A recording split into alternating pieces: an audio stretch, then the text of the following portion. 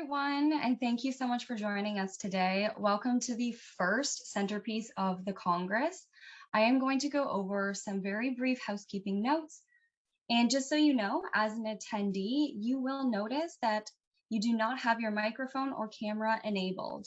This just means that if you have any questions directed toward the presentations, please use the Q&A function along the bottom of your Zoom screen. If you have any technical questions for the iHEA team, you can direct those to the chat box.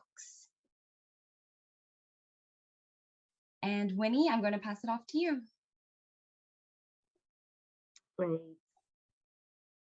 Good morning, good afternoon, good evening. Welcome to the 2021 Congress of iHEA. I am Winnie Yip, President of iHEA. When we first started planning this Congress 2 years ago, we had hoped to see you all in Cape Town. Unfortunately, we are not able to, but we will in 2023. To make up for some of the lost opportunities to connect with each other, we have created several networking sessions. In fact, there is one following immediately after this session. At the end of this session, the event team would provide you with a demo on how to use the spatial chat networking lounges. So stay with us. The theme of this Congress is health economics in a time of global change. Indeed, the world has gone through fundamental changes since we last met in Basel 2 years ago. For one, the pandemic of COVID has brought to the fore deep-rooted inequalities in our societies that have long existed before COVID. At this opening centerpiece, we have invited 3 leading scholars to share with us the latest ideas and research on how institutions create, perpetuate, and sometimes moderates health inequalities, drawing on evidence from a number of country settings. Our first speaker is Marcella Alsain. Marcella is Professor of Public Policy at the Harvard Kennedy School. She's an applied microeconomist and also an infectious disease physician. Her paper with Marianne Wanamaker Tuskegee and the Health of Black Men won the iHEA Arrow Award for the best paper in health economics in 2019. Our second speaker is Belinda Archibald. Belinda is Assistant Professor of Economics at Barnard College of Columbia University. Her research investigates the role of historical institutions and environments in inequality of access to public services and the development of human capital, among many things that she works on. And she has a regional focus of Africa. Last but not least is Geeta Sen. Geeta is Distinguished Professor at the Public Health Foundation of India. She's also an adjunct professor at the Harvard University, a professor emeritus at the Indian Institute of Management, Bangalore, and the general coordinator of Development Alternatives with Women for a New Era. So we're very delighted to have the 3 of them to share with us their work, their research. I'm going to invite each one of them to give a 15-minute presentation, then we'll have a moderated discussion among them. If you have questions, please type it in the Q&A box and we'll come to that so that you can also have an opportunity to interact with them as well. So without further ado, let me first introduce Marcella to give her presentation.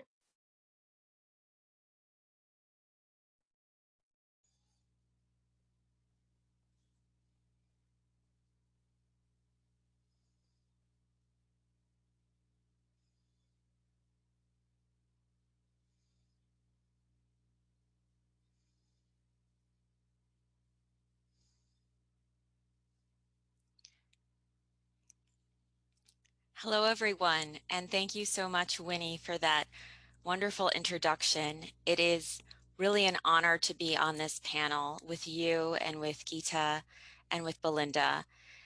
Today, I'll be talking, as the other speakers, about structural discrimination and health inequalities. Now, this could take many forms. We could be talking about gender or ethnicity. In my own research, I focus mostly on, more recently on race, as Winnie mentioned, and particularly on racial health inequality in the United States. And so that's what I'll focus on today. Let me say at first, I want to point out that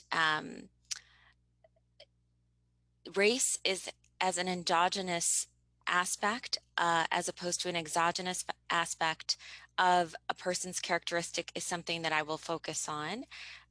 This has been the assumption both in terms of economics and in medicine to take race as some fixed biological feature that's extrinsic and helicopter dropped, if you will, when in fact race should really be considered an endogenous feature of a social process. Then I'll look at some case studies in institutional or structural discrimination, and finally conclude with some of my more recent research on the role of diversity.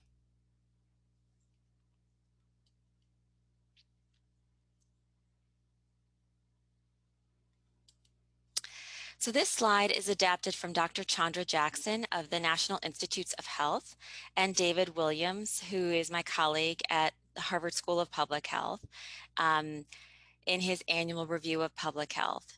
And again, this notion that race itself is not something that's biologically necessarily determined, and it's not something that's exogenously given. Race, in this sort of nuanced new thinking that I think is more apt, is primarily viewed as a social interpretation of one's phenotype, nationality, or ethnicity. And so the literature in public health and health economics is now moving away from talking about race as a risk factor to thinking about racism as a risk factor, where racism is defined as a system of structuring opportunity and assigning value based on that social interpretation of based on race. I think another really interesting feature of this slide and these set of talks and resources is the taking a wider view about how racism operates. So in economics, we're familiar with thinking about racism in our models of taste-based discrimination or statistical discrimination. Thinking about it in this broader context, racism operates on many levels. On the institutional or structural level, as is the title of this session, which are processes that are embedded in laws, policies, and practices that support the differences between the advantaged and disadvantaged groups.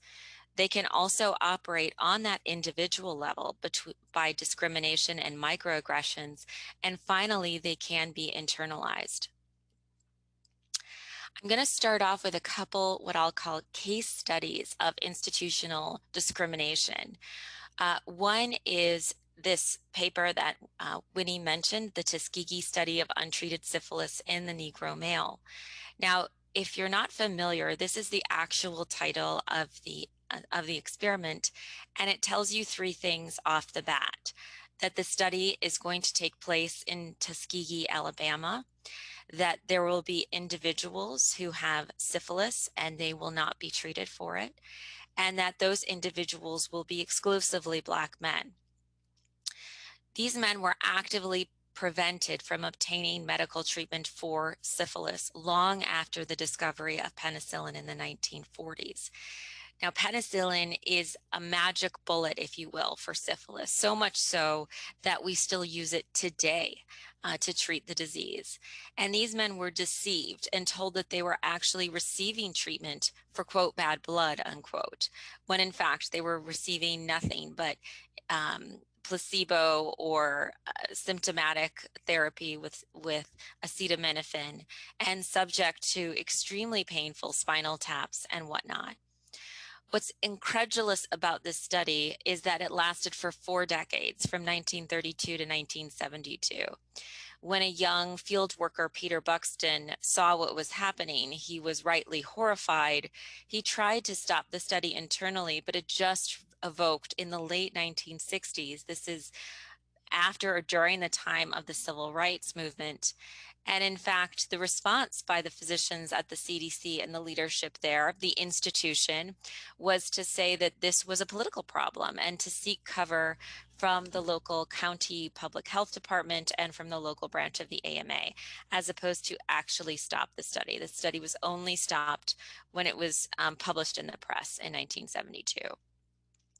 So here's a depiction of the study, and you see here Black men literally marching to a morgue where it says secret Tuskegee study, free autopsy, free burial, plus $100 bonus. And the supposed rationale for the study was to understand, quote, the natural history of syphilis. Meanwhile, men were unknowingly of infecting their wives and their wives, their children, since syphilis is not only sexually transmitted, but also transmitted mother to child. And the only quibble I have with this cartoon is that these men actually thought they were walking to a hospital. They actually believed and were told that they were getting care. So along with Marianne, we hypothesized, Wanamaker, we hypothesized that this disclosure event in 1972 would heighten mistrust of the medical system, thereby affecting both health-seeking behavior and health outcomes for those who most nearly identified with the deceived study subjects. And I'll talk about our specification in a moment. For our data, we turned to National Health Interview Survey on annual visits to a doctor at the extrinsic and intrinsic margin, hospitalizations, nights in the hospital. We looked at biennial rates, that's grouped 2 years together, of mortality events grouped to the state economic area so that we would have a robust cell with enough coverage of both Black and white individuals. And we were specifically interested in this older age group, 45 to 74. These would be men that would, at this point in your later middle ages, either seeking medical care or not. This is when it becomes a little bit more high frequency, and the consequences of not doing so could actually manifest itself in premature morbidity and mortality. And lastly, we looked at mistrust as measured through the General Social Survey.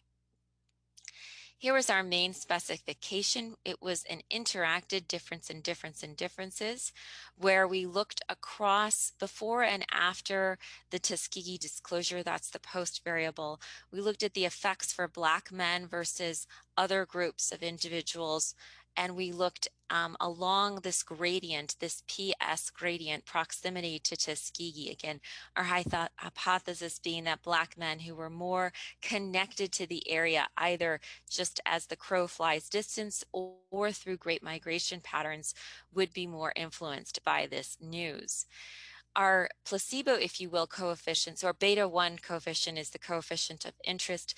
Beta 2 is a quote placebo coefficient, which looks at the differences between white men and white women who should not have been as affected.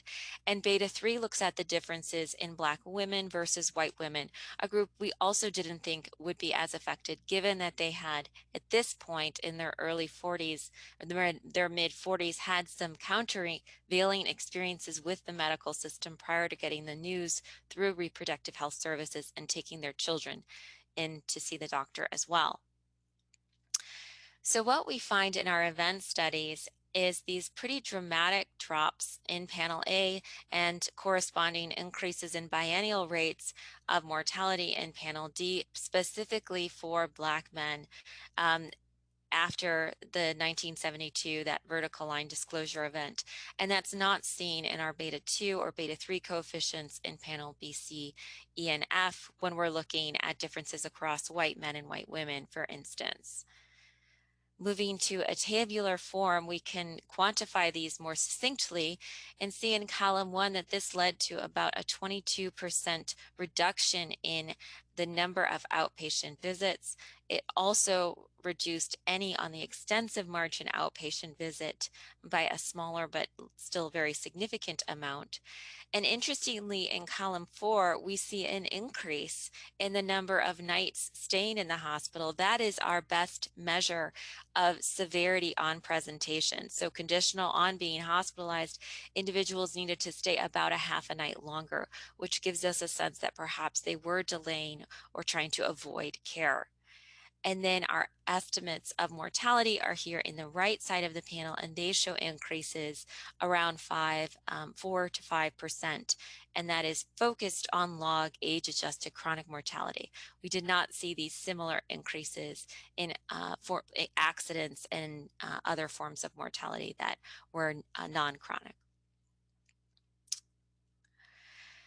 And the last slide that I'll show you is that we can do some robustness. One of the things that we can exploit is the fact that it did take place in Tuskegee, Alabama. So we could sort of like a pin drop, move this experiment to take place in Houston, in Miami, and other locations around the United States. And we see that our estimates are in the tails of the distribution, suggesting again that there was something very specific about Tuskegee, Alabama in 1972 for Black men. And we contend that it was the disclosure of this experiment. Now, obviously, that was an egregious, terrible example of unethical medical treatment and experimentation, but there's other forms of structural discrimination that persist today. Marianne and I's work, given our identifying assumptions, went only till the mid-1980s. So there are anecdotal reports about the legacy of Tuskegee today.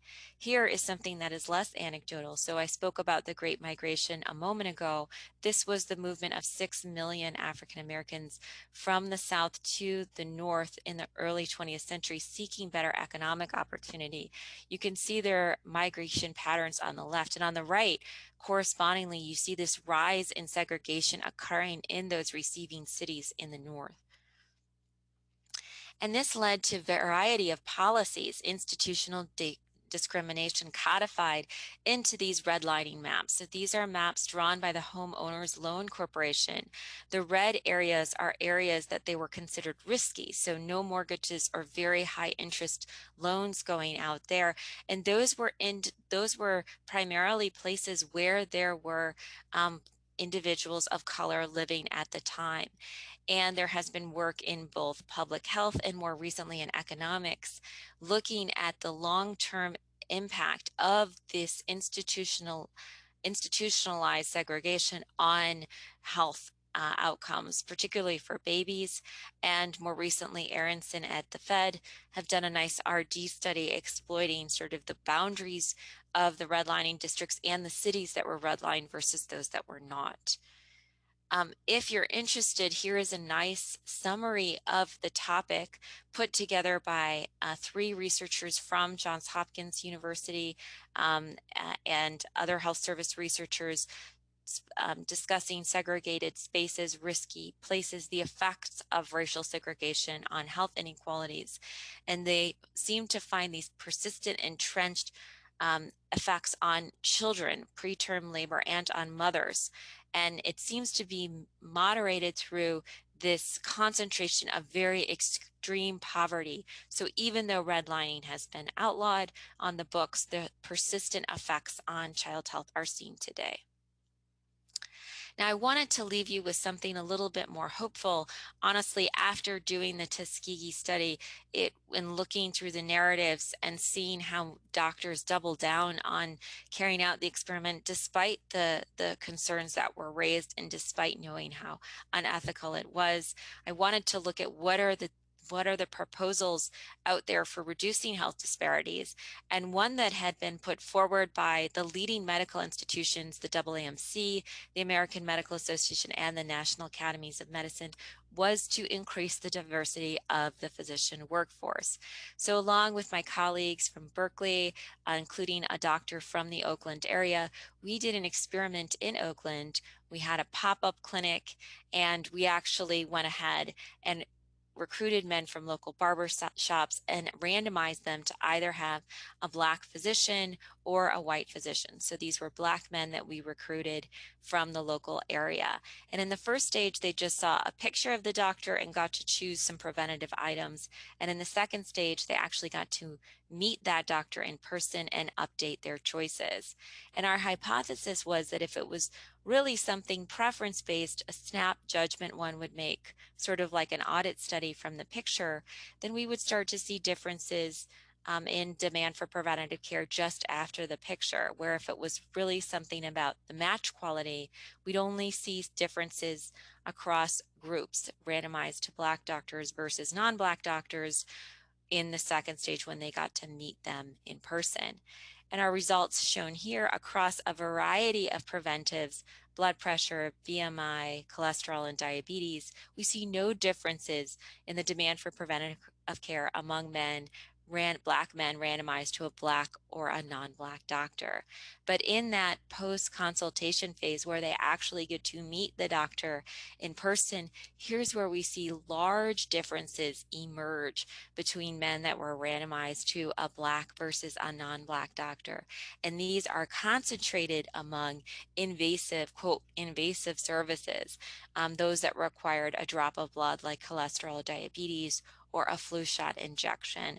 Again, suggesting to us that it was really about better communication within the context of that patient-doctor relationship and better trust between the two groups that was motivating this result that we saw here.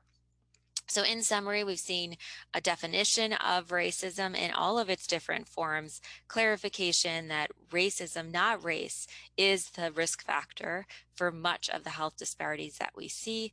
We've looked at different examples of structural discrimination from one specific experiment to the housing market more broadly.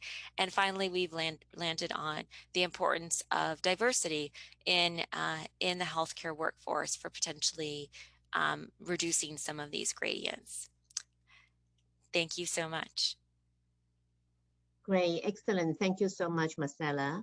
Can I now turn to Belinda to share your presentation? Share screen.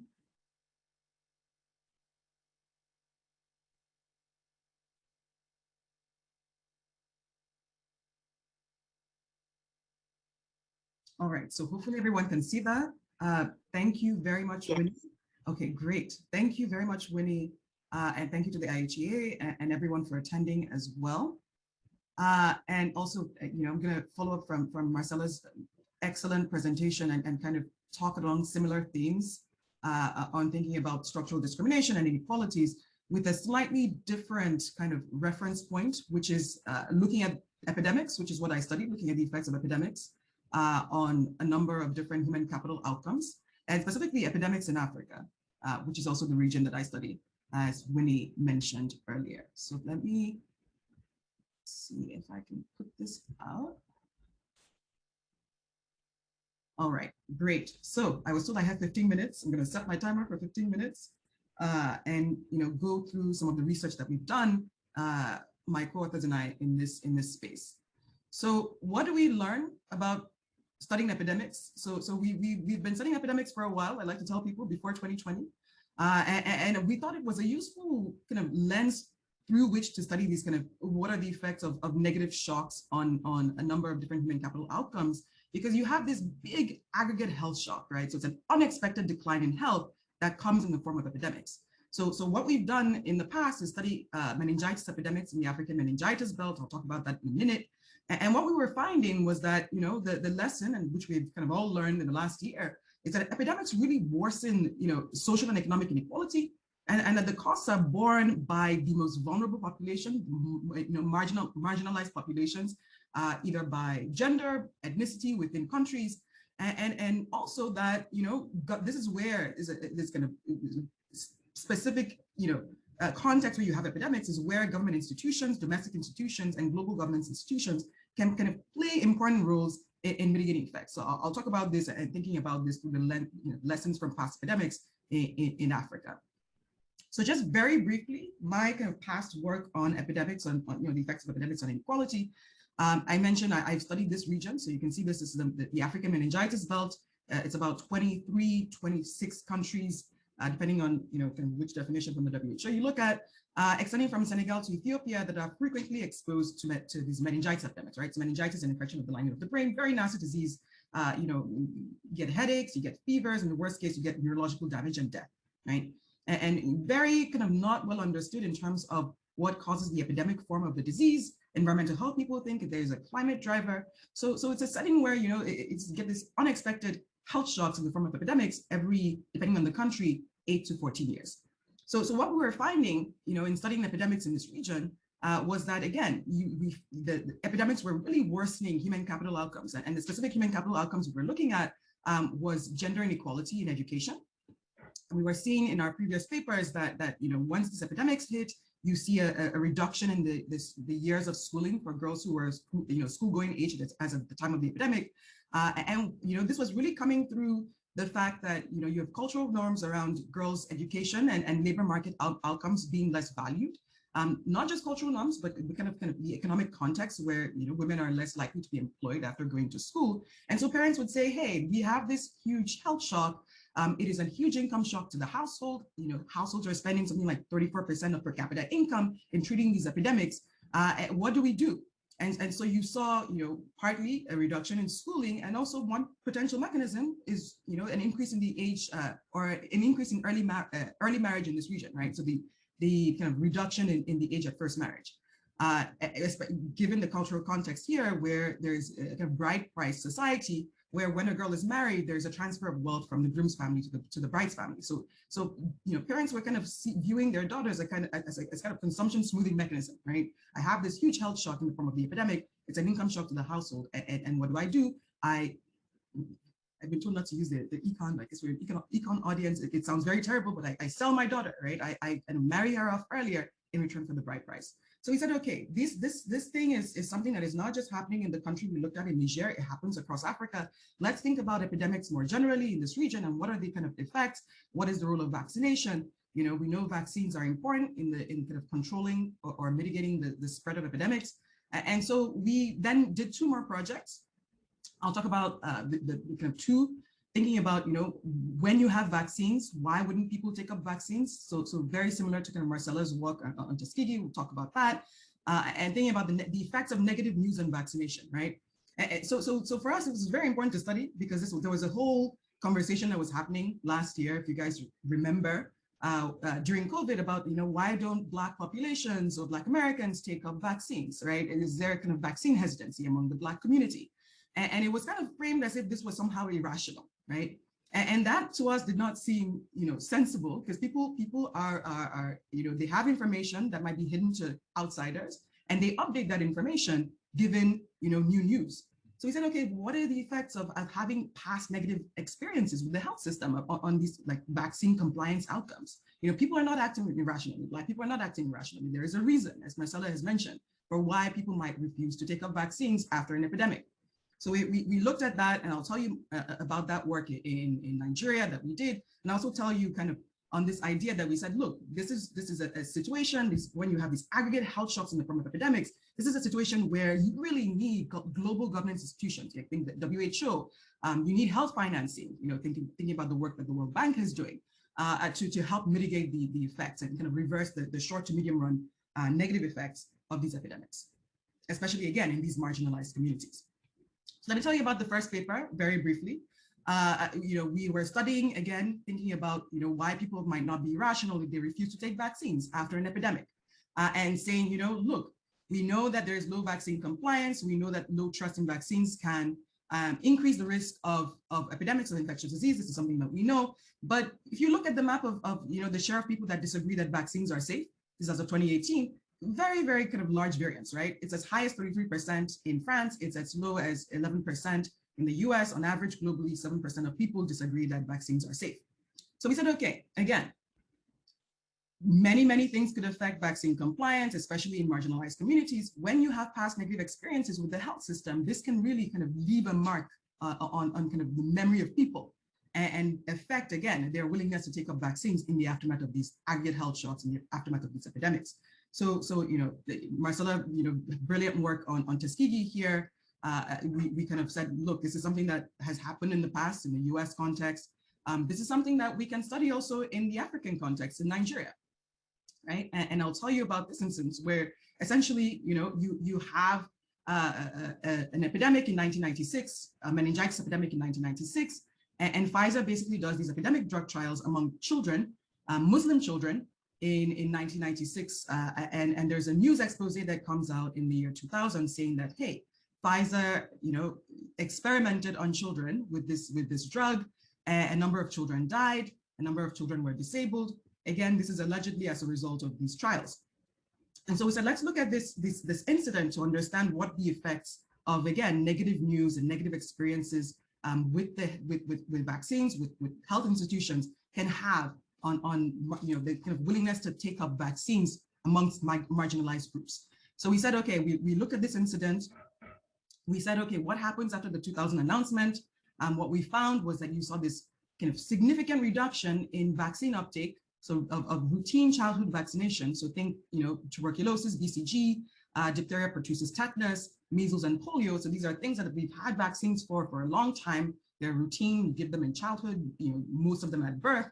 And we basically see that once this news came out that, Pfizer was experimenting allegedly on Muslim children with these drug trials, you saw this steep reduction in vaccination of children born to Muslim mothers, right? So this is ordinarily already kind of lower educated relative to the rest of the country, kind of more marginalized group within the country. And what we were finding is that this kind of spread of information, this was not an irrational decision, right? They were getting information that, hey, or misinformation, if you will, that, hey, because of this one trial, vaccines are unsafe. They were getting this information from their religious networks, from people they trusted, their imams.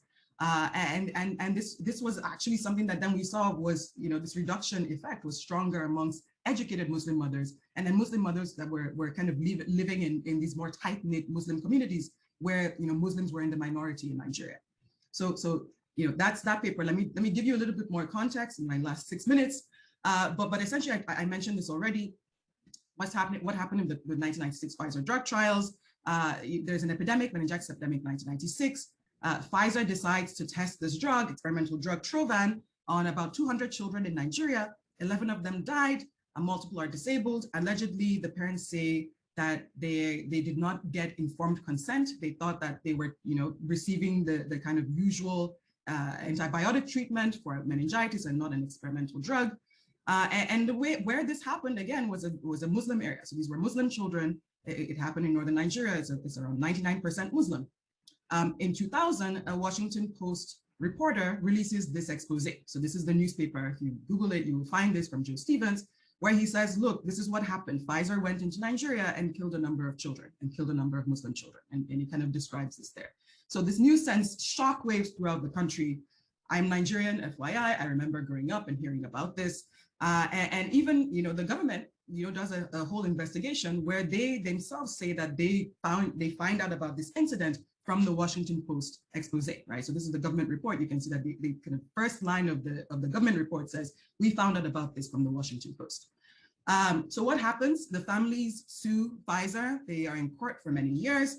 They settled out of court in around 2009, I believe. The Muslim religious leaders, the imams, they lead a protest in the following year in 2001. They said the protest is basically saying, don't take these vaccines. This is the West. You can see this is one of the people involved in the protest says we cannot trust the white man because they came to kill our children with their vaccines, right? So people are saying like, this is the West. This is, white people coming to kill Muslims in Nigeria. So don't take vaccines at all, right? So there's a boycott of a polio vaccine that happens also then 2 years later in 2003. What does the government do in response? They try and work with the local imams, the religious leaders to say, look, these vaccines are safe.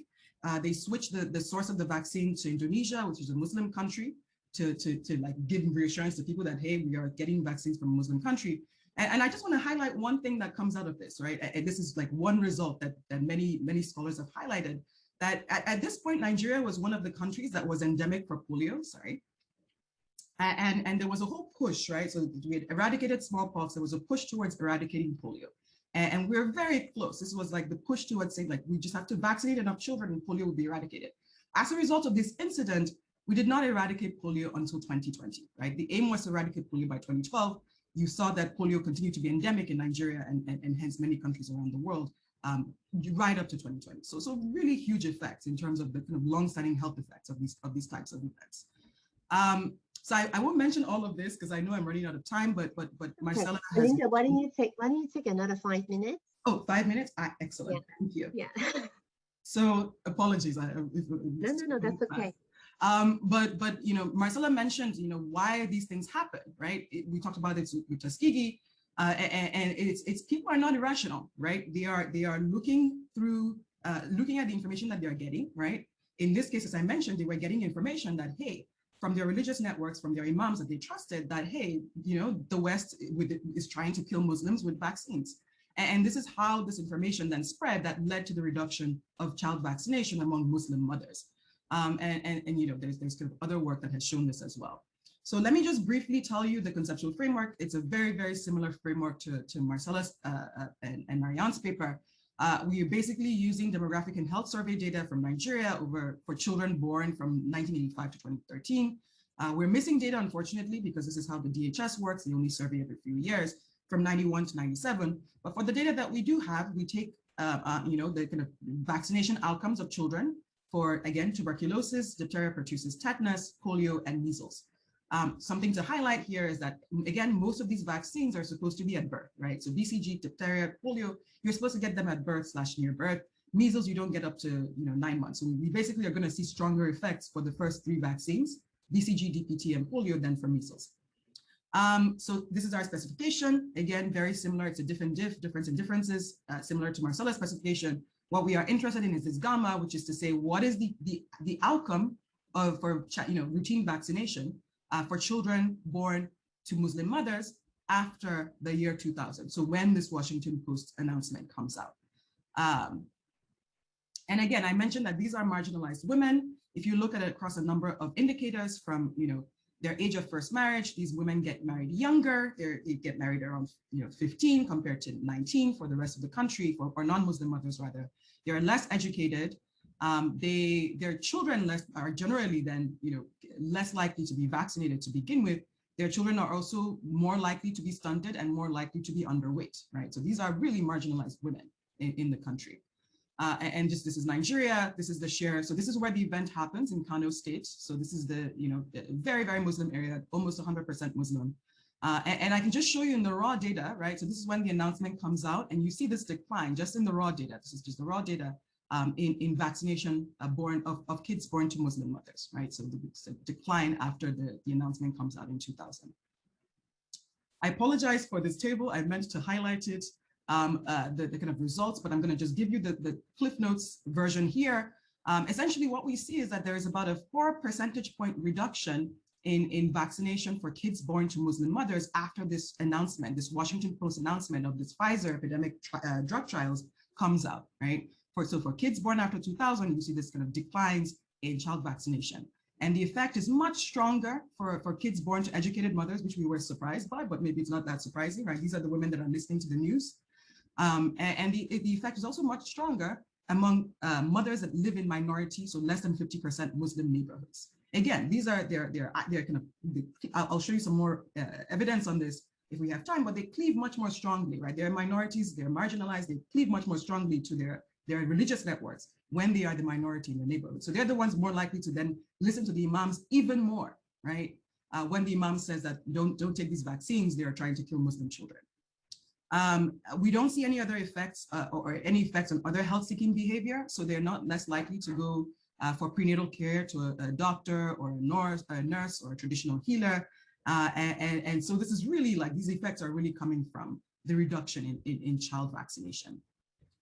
Okay, I will skip this just to say, I know it's a bit hard to read, but that's basically, again, the kind of mechanism, or one mechanism explaining this is that they're cleaving much more strongly to religious networks. These are women that are much likely to report going to the mosque more often, so they would be the ones listening to the imams. And they're also much less likely to think that their religious leaders, their imams, are corrupt. So they can really trust their imams. So again, this is like when we really wanted to kind of hammer home the story that this is not irrational behavior, right? If you think about why Black Americans are not taking up vaccines, or at least reportedly at the beginning of COVID, or if you think about why Muslim mothers might not be taking up vaccines in Nigeria for their children, this is because of negative experiences with the health institutions, right? And the negative news they've heard And so this is something where, you know, it's really only small, quote unquote, small samples you need, right? In the Pfizer study, it was 200 children. Tuskegee, it was 600 Black men. And it really highlights kind of the role of networks, the role of information, making sure that, you know, kind of domestic and global governance health institutions make the effort to work with local communities and understand that people are not acting irrationally when they react in certain ways to vaccine take-up. So I'll just end with kind of one positive to follow Marcella's lead. What can we do about this? I've mentioned a little bit like working with local communities.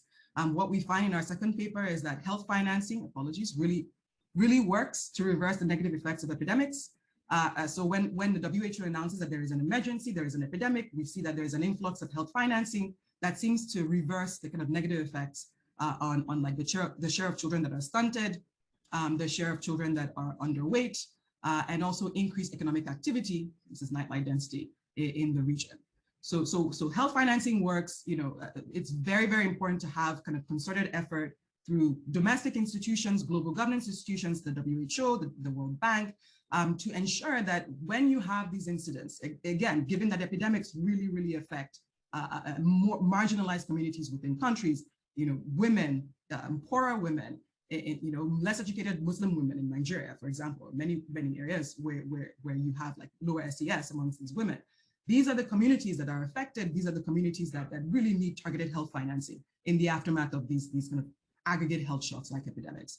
And also then to understand, you know, to kind of increase vaccine take-up and vaccine compliance as well. All right, so I will end there and thank you. Excellent, thank you so much. And what a rich and deep work and findings, and we'll come back to discuss some of them. So let me turn to Geeta. Geeta. Thanks very much, Winnie. Let me find my PowerPoint. Can you see it? Not yet. How's that? Good. Okay, great. Thank you. Following on those two really excellent and very fine-grained presentations, I'm going to sort of step back a little bit and address a question which, for me, as somebody who has worked on gender inequality and the importance of gender analysis for more years than I care to remember, one of the frustrations has been how little uptake there is. And it's not just a health economics or health analysts issue. It is across the board. Now, one could say glass half full, glass half empty. I tend to think that for the number of decades we've been at it, the glass should be fuller than it is right now.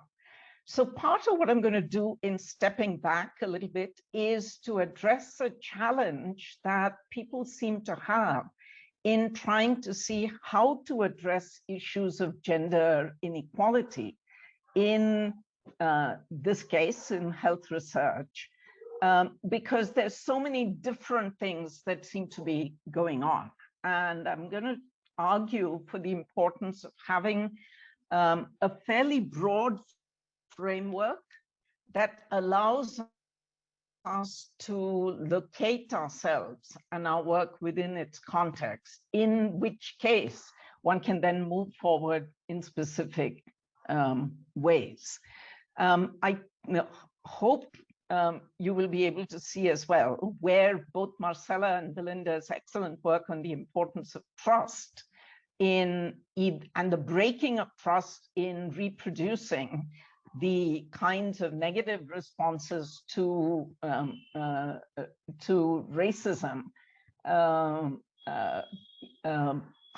where that can be located in this.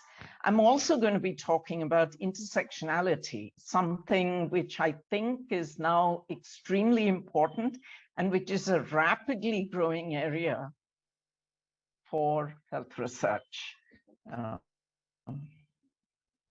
So Why gender analysis? I think the first question is, we all know that inequalities of different kinds are in fact rife in health.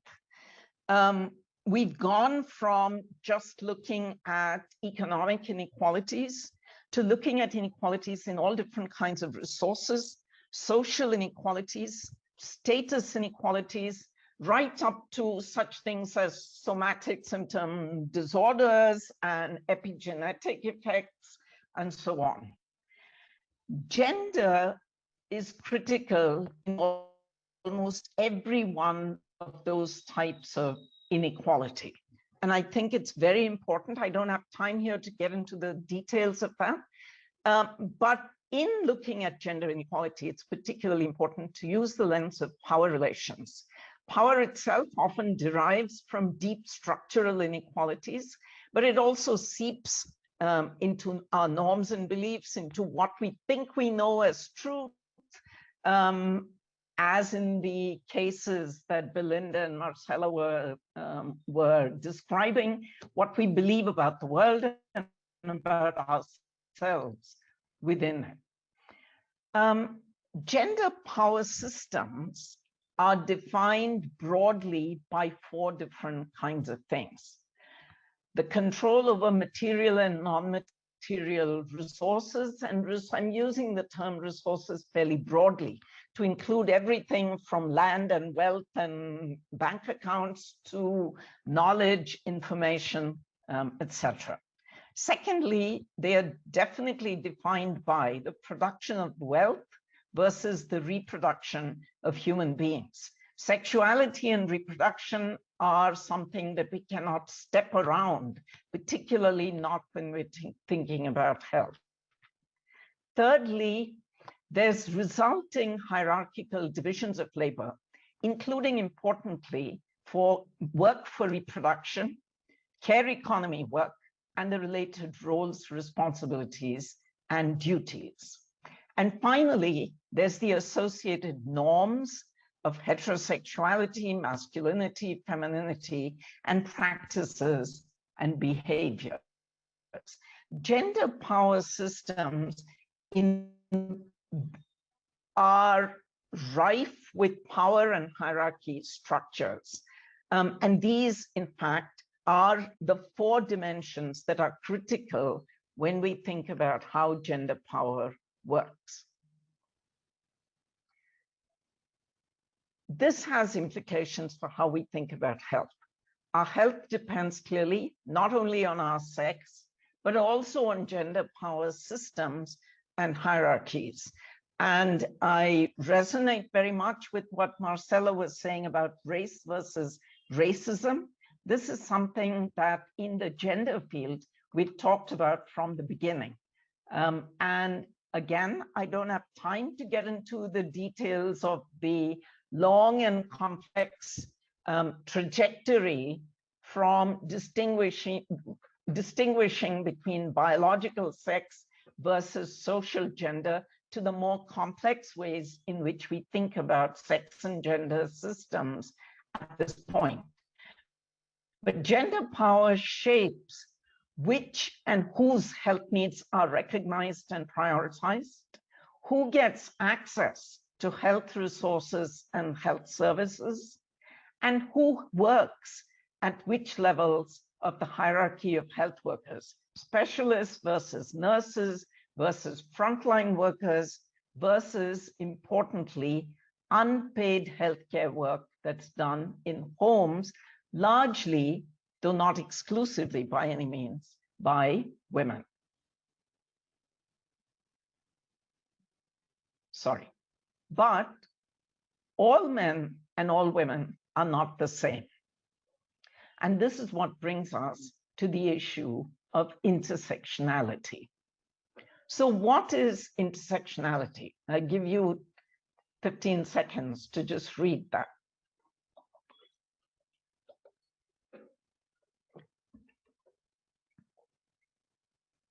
The roots of intersectionality really come from African-American feminist scholarship and activism. But I remember much before I heard the term intersectionality being used in African American work, we had talked about it in the context of the ways in which, the complex ways in which caste, economic class, and gender interact. So intersectionality is a way of understanding that inequality is not shaped along a single axis, but by many axes that work together and influence each other. So what are some key features of intersectionality? One is that these different bases of inequality, gender, class, race, caste, etc., are not independent of each other. They are intertwined, influencing and being influenced by each other. Secondly, intersectionality, very importantly, helps us uncover inequalities within groups that appear to be homogeneous. And we found that early in our own work in a very poor area of the state of Karnataka, where I live and work, where we discovered that, yes, when we did on a large data set, when we did all the regression runs, of course, there were big differences in, for example, discontinuation rates of health seeking. Even though among people who were still not completely well, the discontinuation rates appeared, of course, to be much higher among poorer households than among richer ones. But we found when we broke it down further by gender, the discontinuation rates among better off men and poorer men were actually much closer to each other than we expected. Much of the difference between the rich and the poor households was actually coming from the difference between poor women versus everybody else.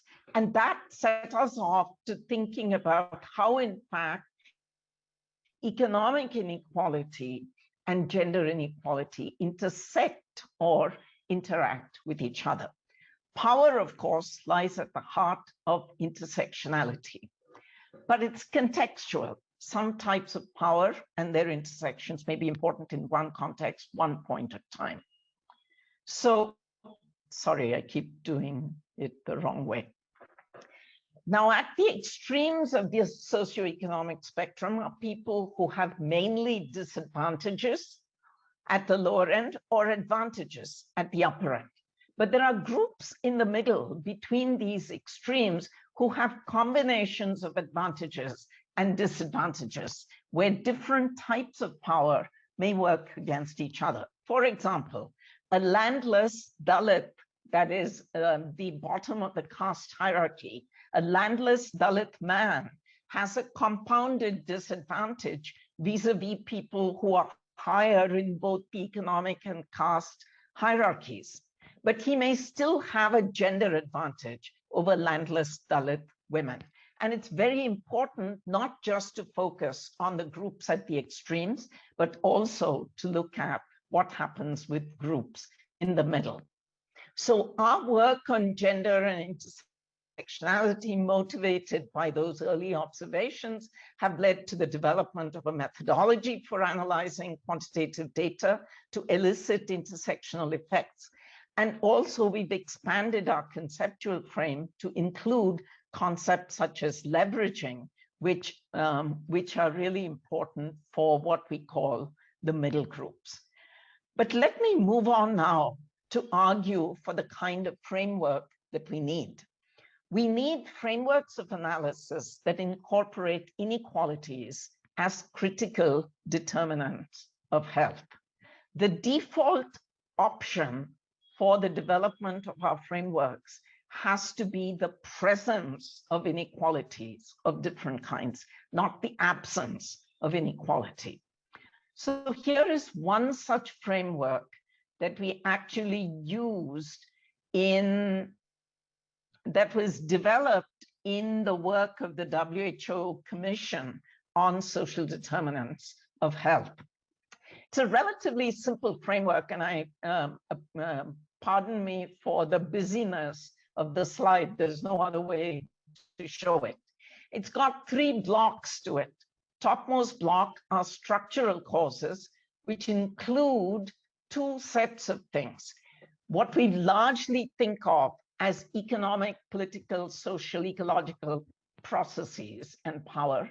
And the second are long-standing social and gender stratifications and subordinations, the different kinds of intersectional inequalities and inequities. And these interact with each other.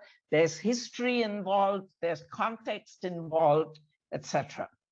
These together affect what we call the health-related intermediary factors. And there are 4 of these that we identify, and the arrows show that, in fact, they interact, intersect with each other in different ways. Again, context matters a great deal. The left topmost block is discriminatory values, norms, practices, and behaviors. The right one is differential exposures and so on, the biosocial or sex gender factors. And then we have the biases in health systems and policies and biases in health research. And we argue that, in fact, all of these block of health-related intermediary factors work with each other and are affected by the structural causes to generate consequences both for health and human rights outcomes, as well as socioeconomic and human rights consequences. I'm now just going to run through a very quick, and Winnie, how much time do I have? 2 minutes. 2 minutes. Can I have 3 for COVID-19? I just want to run through very quickly the illustration of COVID-19. Let me do that very quickly. So applying it to COVID-19. So COVID-19, if we think of the first block of structural causes, we know there's ecological destruction. We know that there is the important role of the neoliberal economic paradigm, particularly right now with private intellectual property rights that make it very difficult for people in poorer countries to get access to vaccines. We know that there is weakened capacity and enfeebled public health for policy responses. But third, in a number of countries, Brazil is a good one, and there are others that we can think about. The rise of authoritarian populism and anti-gender ideologies, which in fact have led to a great deal of denial of the pandemic in many ways. Digital technology revolutions, which have made possible big advances in tracking, but which also are leading to surveillance and mistrust, therefore, of the kind that we've heard about. And then the rising economic inequalities intersecting long-standing social inequalities of different kinds.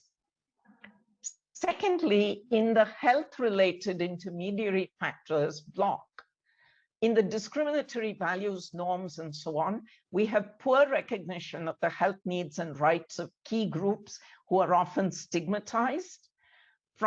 These include frontline health and sanitation workers in India. These are often Dalit workers and unpaid home-based workers, many of whom are women, people with disabilities, migrants, refugees, and poor groups living in overcrowded habitats, and informal workers, many of whom are women. Differential exposures and vulnerabilities. Biology is supposed to have made older men with comorbidities more susceptible to SARS-CoV-2 infections due to the ACE2 receptors, but insufficient access to housing, wash, and possibility of social distancing, high exposure with poor protections among frontline health workers and home-based carers, differential incidence of stress and comorbidities. For example, the weathering phenomenon of young Black men in the United States, rationing biases within households, which have led to lower vaccination rates among women, a hidden pandemic of violence against women and girls in homes, and violence against sex workers and others. We know, for example, February 2nd, 2021, this is a US, if white workers are one, not workers, white populations are one, Blacks have 2 times the rate of likelihood of death, and so on and so forth. And so the default option is by no means the absence of inequality. Biases in health systems and policies, the building blocks of health systems have been really weakened. The Doha Declaration on the TRIPS agreement has not proven strong even before this pandemic, and hence the call for a TRIPS waiver. And the pandemic has been used to advance digital surveillance. Inequalities remain very poorly addressed in many places. And pandemic research, we have serious data problems, not disaggregated data in most places. Very little research on biosocial aspects, and certainly very little on biases and power, biopower. And this is my last slide.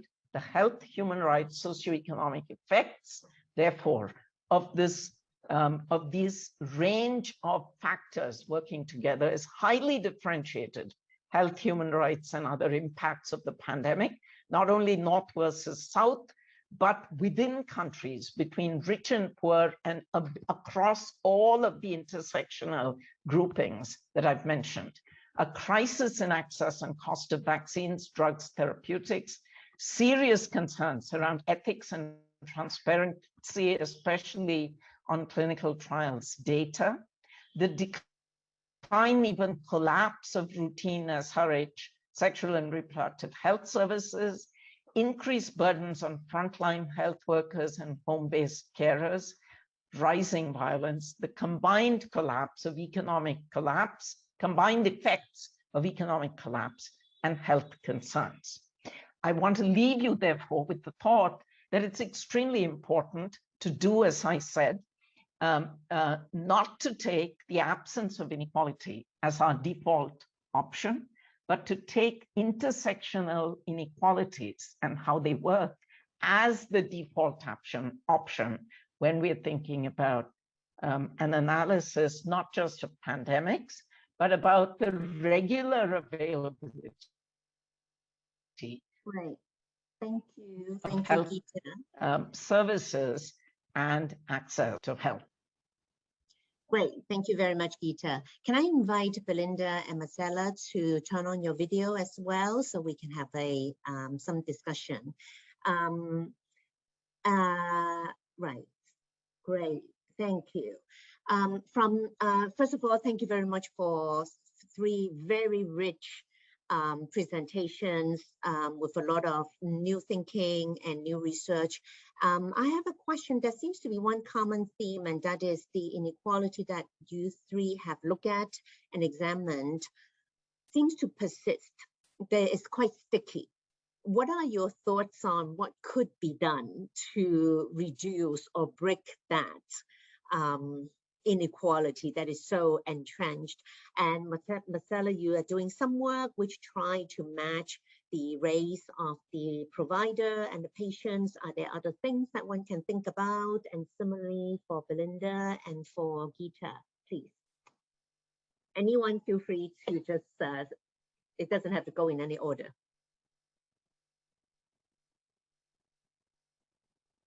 Well, I think going back to, I really enjoyed how complimentary the presentations were. So thank you again to the organizers and to the audience. The framework that Gita provided for us towards the end of her presentation, I think was extremely useful. And as an economist, I really appreciated it because it shows how complex the system is and how many pinch points there really are. And you could think about, as a researcher, as a young scholar, or as a mid-career scholar who is more interested now in inequality or has been working in this field and wants to tackle a different angle of it, you could potentially view that slide as a playbook as to where to insert yourself in your research agenda, because you could look at the health systems, which is something that I've been doing. You could think about, or the healthcare workforce rather, you could think about Belinda's work on financing, and the you know, the call for a high quality, universally accessible healthcare system. You can think about research. I'm currently sitting on a committee looking at who is represented in clinical trials, because another reason to potentially not want to participate in a novel technology is if you do not think that it has been adequately tested on people who you identify with. And then there are, of course, the sort of unequal distribution of material resources that Geeta also mentioned. So I actually think it's almost, depending on your preference, where you want to focus upon to try and unwind some of the legacy of exploitation and discrimination. Thanks. Geeta, you want to respond? Sure. Your words of music to my ears, Marcella. I was hoping the framework would generate interest. I took a screenshot. Because, I as thought I it was said, it's a framework fantastic. that is sort of born out of frustration, because we keep plugging. We've been plugging away for so long, and it doesn't get picked up. I think, Winnie, my answer to your question would be really twofold, going beyond what Marcella said. You can actually come at it from many different perspectives. And I think that there's a couple of things that we could do that are absolutely critical. There is absolutely no justification at this point to not have sex disaggregated and, depending upon the context, appropriately race or caste or ethnicity disaggregated data. And we don't get it. That's not the default. The default option is not to have it. If you don't have it, you will never see the inequalities. You might see economic inequalities because that's been hammered in. So we think of rich households and poor households, but you certainly will not see any other kind of inequality, let alone the intersections among them. So it's not that one, I mean, that's why I said context is really important, because when it's not a call for, you know, disaggregating along a million different dimensions. What is important, what are critical markers for social inequality will vary by context, and intelligent people can agree about which ones one needs to really have in order to understand the way in which we do our analysis in a particular context. So if there were a single thing I would push for, it would be that. And to say, listen, let's get it, and then let's figure out ways to analyze it, because the techniques and tools are moving, but the data isn't. Right, great, thank you. Belinda, you want to add to that?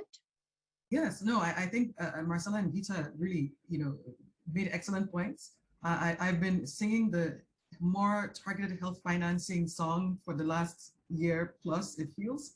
And this is definitely something then when you need that data available, right? You need to be able to say, this is how, these epidemics or the pandemic or these health shocks are affecting different communities. in different ways. And then, be able to target health financing towards those communities. And so I'll just mention that again, and also highlight the point that Marcella made around thinking about, working with kind of local communities. She has a very nice paper about doctor diversity. And in our case too, this was something that, the government kind of realized in Nigeria and said, hey, people trust their religious leaders. We need to make sure that when we are spreading health information, it goes through the religious leaders, which is not a first point that you would ordinarily think about when you think about, how do you communicate health information. So this kind of like, work with local community stakeholders to spread information about health, communities that people trust, and then invest in targeted health financing. Which also speaks to Gita's point of context matters. Mm-hmm. It depends on the situation and the context for the questions. And so since you're talking about financing, Belinda, if I have to ask you if there are policy, what would be the policy that you would recommend researchers to spend, to prioritize, to look at as a way of potentially reducing this inequality? You mentioned financing, but besides financing, are there other things that researchers should be beginning to look at and spend more time to investigate that might lead to eventually reducing this inequality? Yeah, so I'll mention what Marcella and Gita both mentioned, which is thinking about what communities are important, right? In which context to kind of spread information about health. And I don't think we think about that, at least I shouldn't say we, as an economist, it's like we don't maybe think about, how information, is dispersed. We aim for kind of efficiency and we look at outcomes, but we don't think about the kind of equity concerns around how, vaccination is being unrolled in different communities, or how, kind of like targeted, I mentioned the financing, but how financing is being targeted. And I think really being very careful and intentional about how we, again, communicate information amongst local communities, understanding like who do people trust. I don't think we've talked about that as much in the health econ literature. I think it's fantastic that it's getting more attention. But previously there's been kind of this assumption that people just act people act irrationally, which is also something that I think needs to die. That kind of idea. It's just like it doesn't make sense. Why aren't people taking up vaccines, or why aren't people accessing healthcare, or why aren't people visiting their doctors regularly? And so thinking about like what is the role of trust, what is the role of these kind of community networks and spreading health information, I think that's something that we could definitely, there needs to be more research on, which is why I talked to Marcella about this. I was very happy to hear about her work on doctor diversity. It's fantastic work, and more of that kind of work I think needs to happen across a variety of different contexts for sure. Great. And Gita, what would you recommend young researchers as a future research agenda? Yes, you have laid out a framework and it's very comprehensive, but if you would give some advice to in the audience, some of these rising stars that is so eager to enter in this area of work, what might you recommend are the most missing pieces? You have recommended that data is important to be created, but as research topics, what might you advise? Is that a question for me? I lost you from a minute. It's for anyone, but I was directing it to you. Anyone, okay. Yeah. Okay, great. Yeah, sure. I think with all the tools that health economists have, intersectionality is a great one to get into. We are barely scratching the surface right now. And there's a lot, I mean, we ourselves, my team and I have done some work on it, but I think there's a lot more that can be done. And that is really the ways in which, I mean, we will understand the gradations and what that, I mean, we love to say that inequality is a gradient, but but when we think about social inequality and intersectional inequality, it's a multi-dimensional gradient. And it's fascinating to think about how these different dimensions land any particular person in one multi-dimensional place. And how do we then think about that person vis-a-vis somebody else? Because we can't always only be thinking about the people who are at the extreme top or at the extreme bottom, because that's what a lot of the literature has tended to focus on, rightly so, I think, in order to highlight the differences, but the big differences, and these then translate into serious resource questions, resource allocation questions. What happens with these groups in the middle?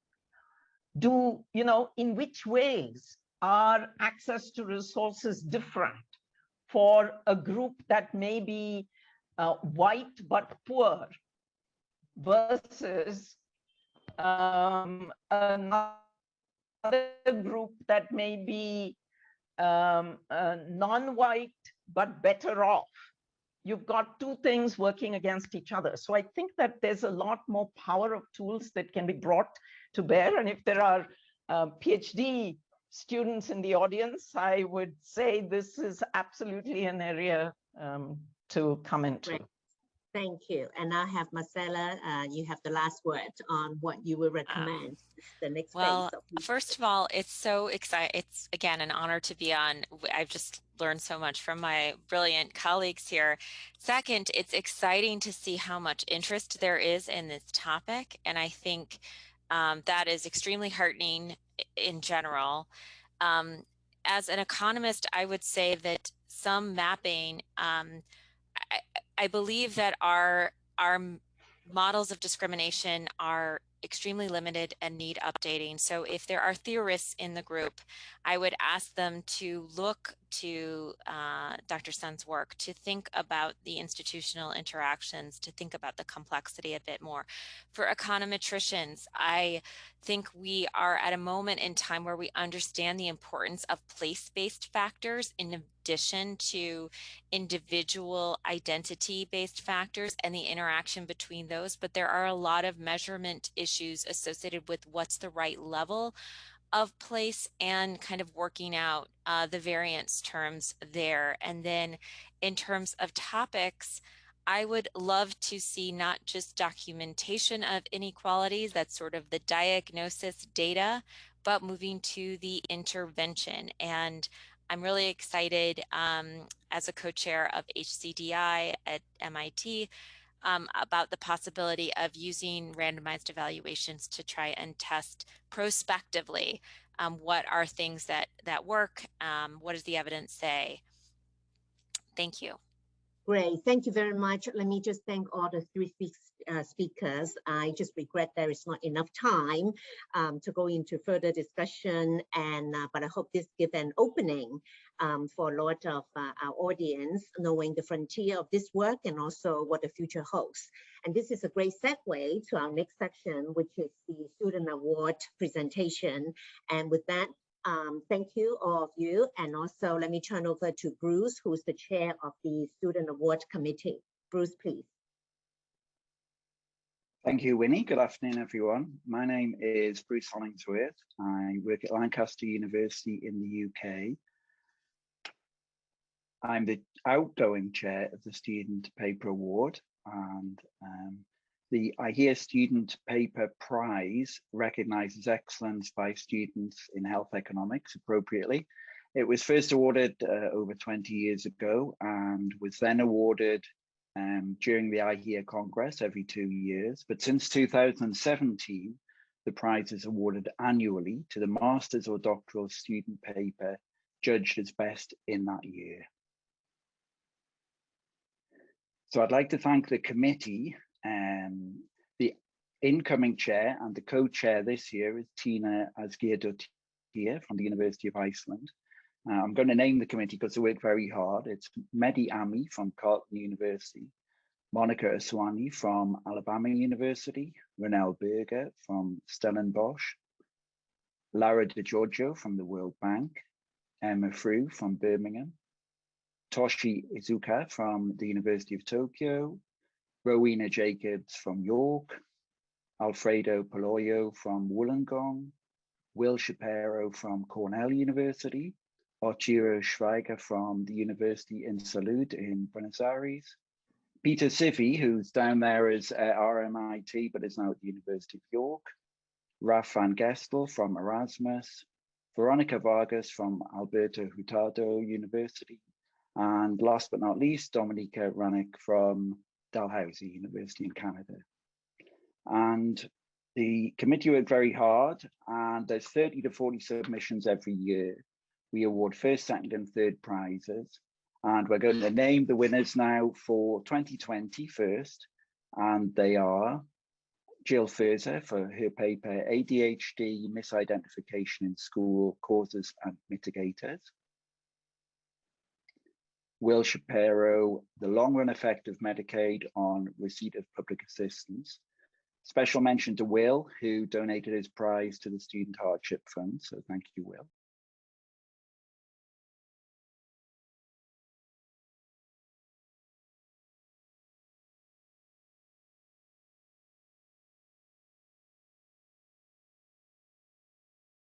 Parents Reform and Retirement, Evidence from the Affordable Care Act. 2021 prizes, Elaine de Gruyter, Altruism Born of Suffering, the Impact of an Adverse Health Shock on Pro-Social Behavior. Takanao Tanaka and Shohei Okamoto, Suicide Increase After Initial Decline Amid the COVID-19 Pandemic in Japan. Kisho Hoshi, Medical Schools, Access to Doctors and Health Outcomes, Evidence from the One Prefecture, One Medical School Policy in Japan. So thank you to all of the prize winners. Final job really is to advertise the student paper sessions. The students are presenting at the conference. They're presenting tomorrow afternoon in a session, excuse me, chaired by Tina, who's taking over as chair of the committee.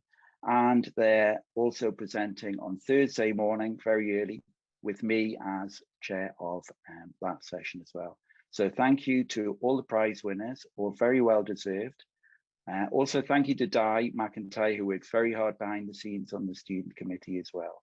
So thank you, and back over to you, Winnie.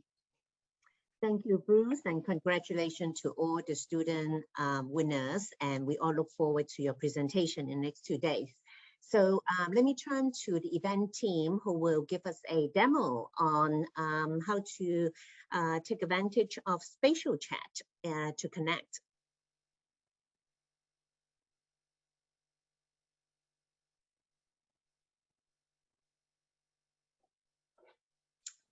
Hi, everyone. So you're going to see now that this is the main lobby you will enter when you arrive into spatial chat. And you're going to see on the right-hand side that there are various different rooms. You can look across the bottom panel and you can see that you can turn your camera on. And you can also turn on your mic. And when you move around, this actually is what controls your sound.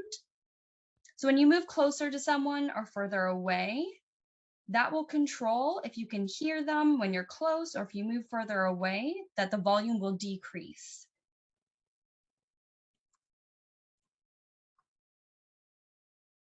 And you will notice when you move from room to room as well, you can actually see a list of who else is in the room.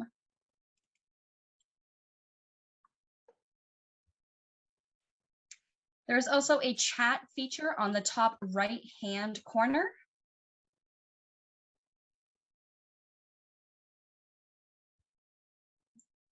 And if you hit the plus sign, you can add images and you can send GIFs to the room. There's the chat feature, perfect. Thank you so much. Great, thank you. So I hope you are all ready and geared up to go on to the networking session to meet friends and colleagues and to connect, to discuss what you have just talked about and your plan for the next few days, research ideas, and catching up in general.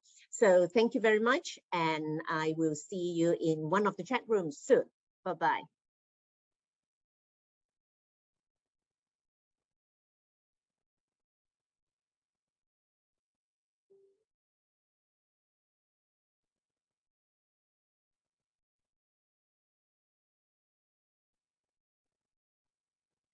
So since we're still here, Geeta and Belinda just logged off.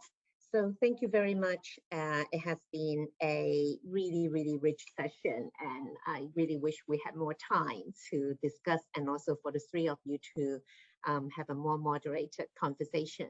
But we will connect afterwards. Geeta, Yes, thank you so Steve. much. Thank you.